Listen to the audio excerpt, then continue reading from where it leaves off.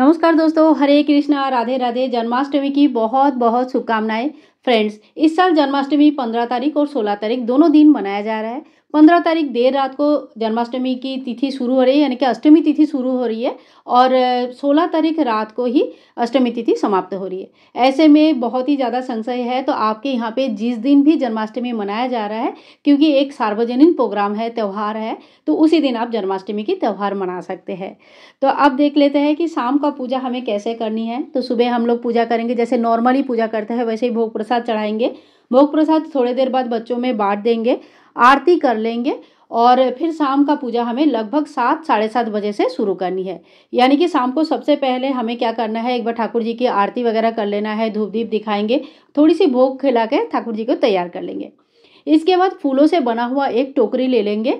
बांस की बनी हुई है तो बहुत अच्छा है, नहीं तो पीतल या आपके पास जो भी शुद्ध धातु के कोई पात्र है थोड़ी सी गहरी, उस पात्र को लेकर आप ठाकुर जी की जन्म करवा सकते हैं।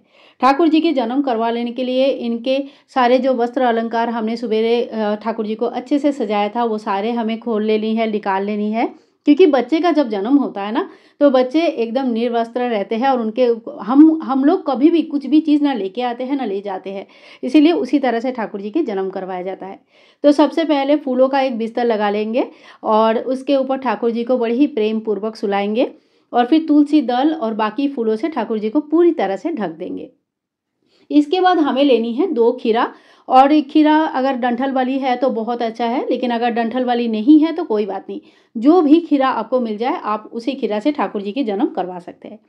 खीरा दोनों साइड में रख दिया। 1 घंटी और 1 रुपये का कॉइन हम रख लेंगे, और शंख ध्वनि कर सकते हैं तो शंख भी रख सकते हैं, और इसके बाद इस तरह से ढक देंगे।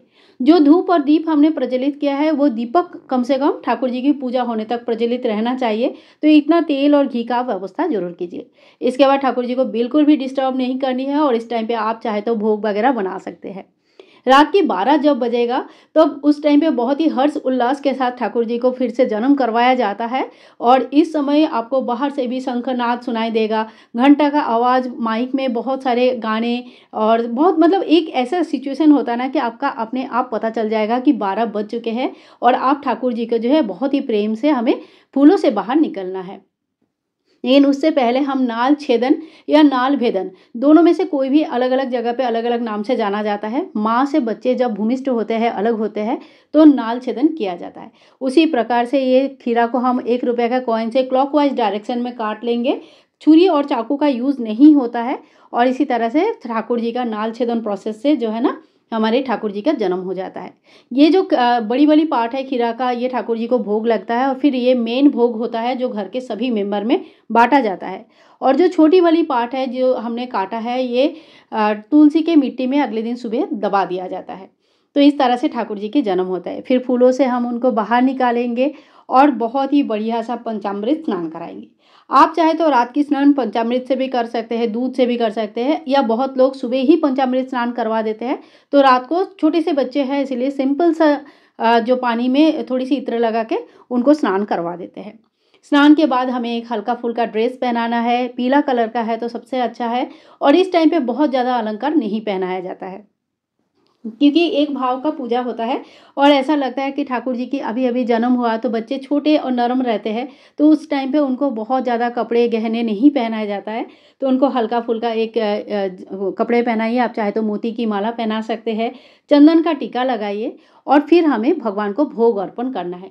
सबसे पहला भोग जो होता है वो है मधु यानी कि हनी। तो शहद चटाया जाता है, और बच्चे के जन्म के बाद उनको शहद ही सबसे पहले जो खाना पीने में जो सबसे पहला चीज़ होता है ना वो शहद होती है। इसके साथ ही आप माखन, मिश्री, खीर, पूरी जो भी बनाया है ठाकुर जी को, पंजीरी वगैरह सारा भोग चढ़ा सकते हैं। पंजीरी की भोग जरूर बनाना चाहिए। कहते हैं कि जब हम व्रत खोलते हैं तो पंजीरी की भोग खाकर ही हम व्रत खोलते हैं।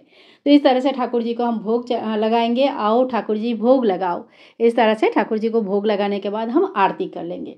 आरती के लिए धूप दीप पहले से ही, दीपक तो आपके पास पहले से ही प्रज्वलित है, धूप पहले दोबारा प्रज्वलित कर लीजिएगा, धूप इतना देर तक नहीं जलती है। इसके बाद ठाकुर जी को झुलाया जाता है झूला, तो बहुत लोग अगले दिन सुबह नंदोत्सव पालन करते हैं, उस टाइम पे झूला झूलाते हैं। और बहुत लोग नंदोत्सव के साथ साथ ठाकुर जी के जब जन्म हो जाता है, पूजा हो जाता है, तो उस वक्त ठाकुर जी को झूला झूलाते हैं। मैं तो ठाकुर जी को थोड़ी सी झूला तो रात को ही झूला लेती हूँ, अगले दिन फिर से नंदोत्सव पालन करती हूँ। तो इस तरह से रात की पूजा हमारा संपूर्ण हो जाता है। और रात की पूजा होने के बाद हम जब सोने जाएंगे तो उससे पहले हम ठाकुर जी को नाइट ड्रेस पहना के उनको भी सुला देंगे। वो रात भर इस तरह से बैठते नहीं है, छोटे बच्चे हैं, तो उनको भी हमें सुला देना चाहिए। और उसके बाद आप चाहे तो रात को भी व्रत खोल सकते हो पंजीरी की भोग खाकर। और कई लोग सवेरे उठ के ठाकुर जी को दोबारा पूजा करके फिर अपना व्रत खोलते हैं। सो फ्रेंड्स, ये थी जन्माष्टमी की बहुत ही सरल पूजा विधि। आई होप आप लोगों के लिए वीडियो यूजफुल है। अगर यूजफुल है तो please like share and comment और चैनल को सब्सक्राइब जरूर करके रखिएगा। मिलूंगी नेक्स्ट वीडियो में, तब तक के लिए जन्माष्टमी की हार्दिक शुभकामनाएं। हरे कृष्णा, राधे राधे, हैप्पी जन्माष्टमी।